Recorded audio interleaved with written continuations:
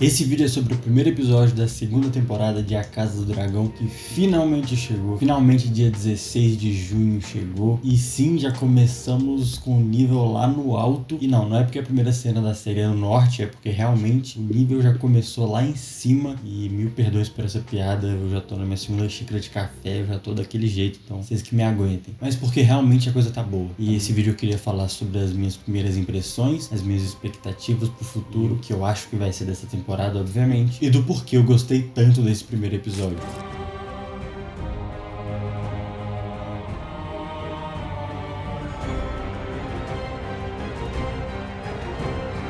Primeira coisa, pra começar, o que eu gostei muito nesse primeiro episódio é que é muito Game of Thrones. E eu não tô falando daquele lenga-lenga das últimas 3 temporadas e nem daquela enrolação que foi a primeira temporada de A Casa do Dragão, mas sim da parte boa de Game of Thrones. Um início que traz muito dessa negociação política, desse apelo emocional aos fãs do George Martin, aos fãs do universo do George Martin, muito por essa negociação do norte, de mostrar a muralha, de trazer toda essa ideia de nostalgia, essa nostalgia boa que a gente tem com Game of Thrones, e com isso conseguindo prender muito bem a atenção de não só quem é fã que eu digo o cara que leu a maioria dos livros, assistiu Game of Thrones, que acompanhou Game of Thrones durante os anos, e eu me incluo nesse tema aí que eu tô falando, mas também a galera que tá conhecendo agora, que não é tão malucas por esse universo, não são tão nerdolas assim, e eu acredito que começou com o pé direito, assim, sabe? Você conseguir prender a atenção de todo mundo na base de uma cena e um diálogo que foi muito bem feito, que deu pra... Nossa,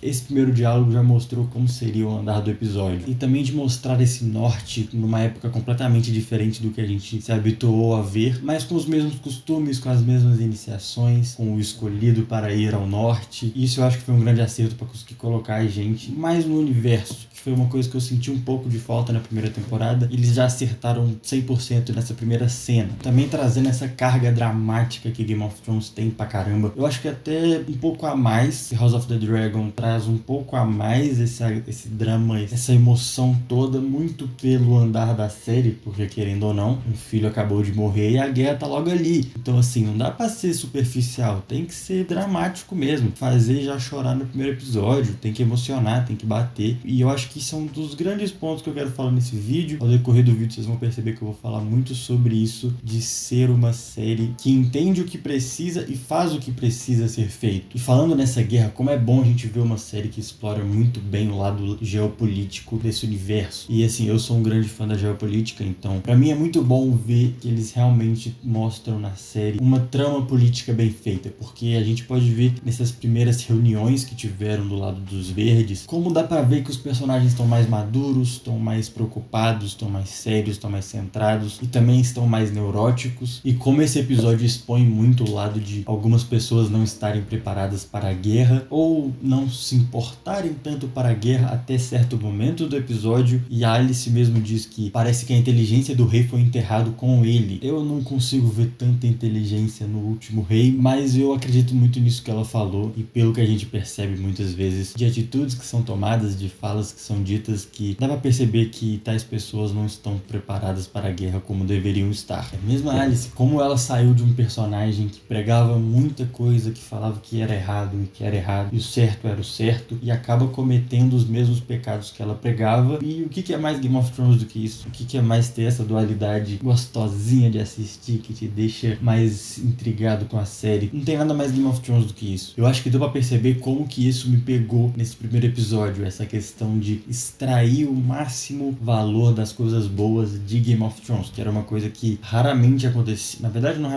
não acontecia na primeira temporada, e que nesse primeiro episódio se mostrou muito presente, e parece que vai continuar nesse mesmo ritmo. E isso aconteceu muito porque eu tive problemas para assistir logo na estreia, eu fui assistir algumas horas depois, então eu consegui ver um pouco, na verdade assim, eu não queria ter visto, eu queria me bloquear completamente de informações externas para conseguir assistir essa estreia da maneira que precisava, ou pelo menos da maneira que eu gosto, mas não deu porque a ansiedade foi maior e eu tive que entrar na internet para ver o que a galera tava achando. Eu comecei a perceber que existia muito isso, de pessoas que entenderam entenderam o porquê de extrair tanto de Game of Thrones, de extrair tanto o lado bom da série, e outras pessoas que ficaram muito chateadas porque não conseguiu expressar o que o livro queria dizer. E na realidade o que eu tenho a dizer a essas pessoas é que são muito chatas, é muito chato, mano. São duas coisas diferentes, uma é o livro e o outro é uma série. Assim, eu devo ter, tipo, sei lá, uns 15 vídeos nesse canal, uns 3 eu falei sobre adaptação. Então, se você quiser, você vai assistir, tem vários vídeos que eu falo sobre adaptação e como existem várias maneiras de se adaptar, os pontos difíceis de adaptar a uma série animada. Porque se a gente for olhar para os livros e quadrinhos que são adaptados para o cinema e para séries, é um pouco mais tranquilo, um pouco, mas é mais tranquilo, porque o livro te conta a história, o cinema te mostra a história, e isso tem que ficar muito preso na cabeça. E principalmente nessas pessoas que estavam reclamando, era que não tinha a carga dramática que o livro traz. E tem carga dramática maior do que você ver um filho que acabou de perder seu irmão se dirigindo à sua mãe de maneira, tentando, na verdade, de maneira madura, de maneira séria, para concluir as informações políticas e profissionais com sua mãe, e se derrubando em chorar e acabando nos ombros da sua mãe. Acho que não tem outras maneiras de expressar tão bem esse sentimento de luto e de perda. Que bom que essa cena aconteceu. Nossa, eu fiquei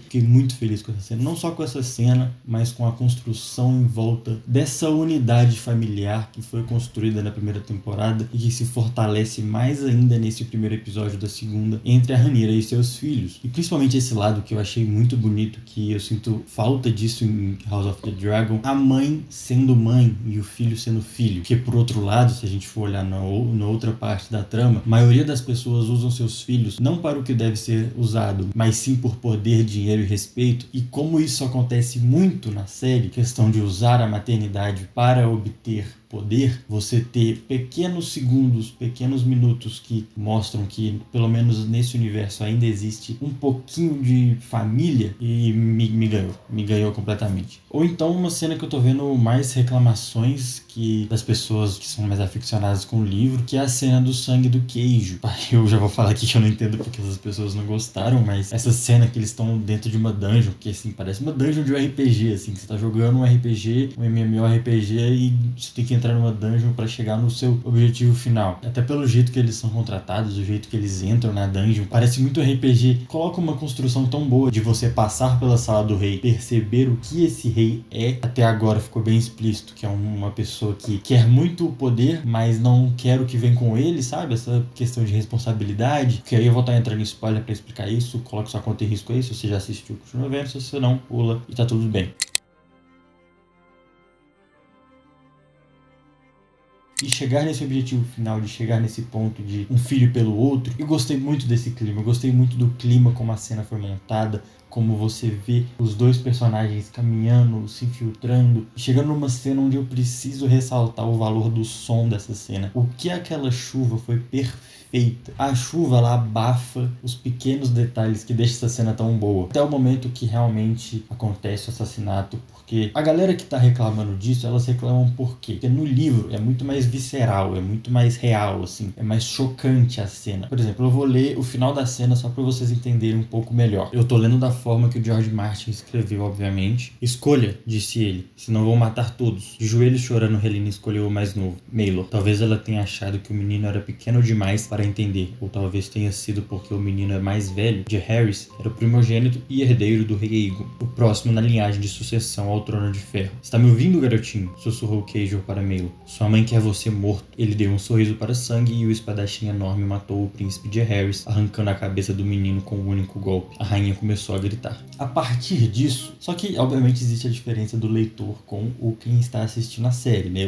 O que eu quero dizer é, essa cena ela é suficiente para a série. Querendo ou não, é um absurdo acontecendo ali. É um absurdo acontecendo na nossa frente. E na minha opinião, ficou muito, mas muito bom esse terror que acontece a partir só do que a gente escuta. Não do que a gente vê, mas sim do que a gente escuta. Sem falar que logo no final dessa cena, a gente não vê a Elena com essa atitude espalhafatosa como no livro. Em nenhum momento a gente viu ela. Então não faria sentido se ela tivesse essa atitude agora. Por isso que essa cena serve tão bem para esse episódio.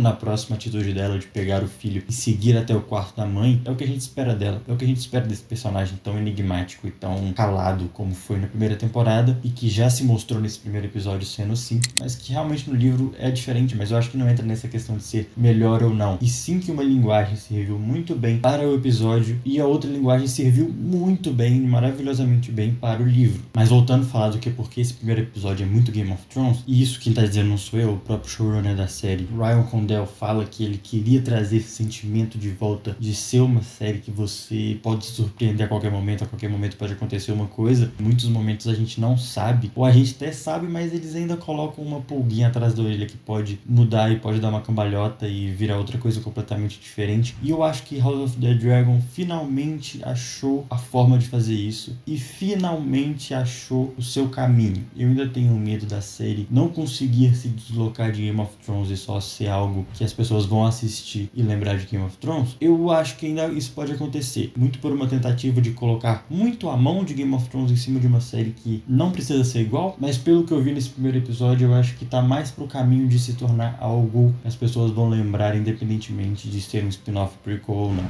War is coming, and neither of us may win.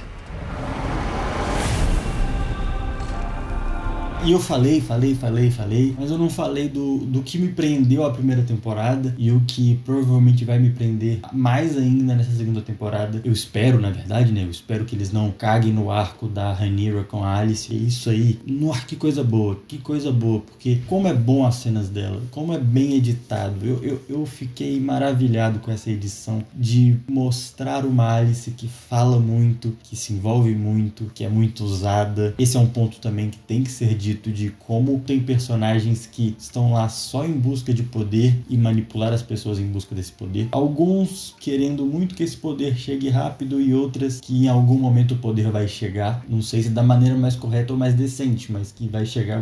Tá muito presente, que aprendeu a conversar, que aprendeu a discutir, que aprendeu como se portar no meio desse mundo. E por outro lado, uma Rhaenyra em luto, que não fala nada e que só tem uma fala no episódio e que essa fala muda tudo. E essa fala talvez seja a fala mais importante do episódio. Aparentemente o Dom L estava certo, né? Mas essas foram minhas primeiras impressões. Esse vídeo ficou um pouquinho mais longo do que eu gostaria, mas é porque, como eu falei, hoje eu tô meio inspirado. E Game of Thrones, House of the Dragon, a obra do George Martin, mexe comigo. Eu gosto bastante, eu gosto muito de falar sobre, de conversar sobre. E House of the Dragon é um bom ponto inicial para conversar sobre isso. E como é bom ver, eu tava vendo umas imagens hoje quando eu acordei, que as pessoas estão se reunindo para assistir. Teve alguns bares aqui em BH que transmitiram no telão, eu não sei quais exatamente, eu vi pela internet que teve pessoas assistindo junto. Isso é muito legal, eu acho que isso é o que deixa as séries mais divertidas de assistir e de se comentar. Mas é isso, muito obrigado a todo mundo que assistiu. Não esqueça de avaliar aí positivamente para ajudar o canal a crescer cada vez mais. Comenta o que você achou desse episódio, se você gostou, se você acha que o que eu falei sobre a diferença entre a cena do livro e a cena da série foi bobagem, ou se eu tá completamente errado. E eu provavelmente volto semana que vem com mais um ensaio sobre o segundo episódio da segunda temporada de House of the Dragon. E é isso, obrigado por assistir e tamo junto, valeu!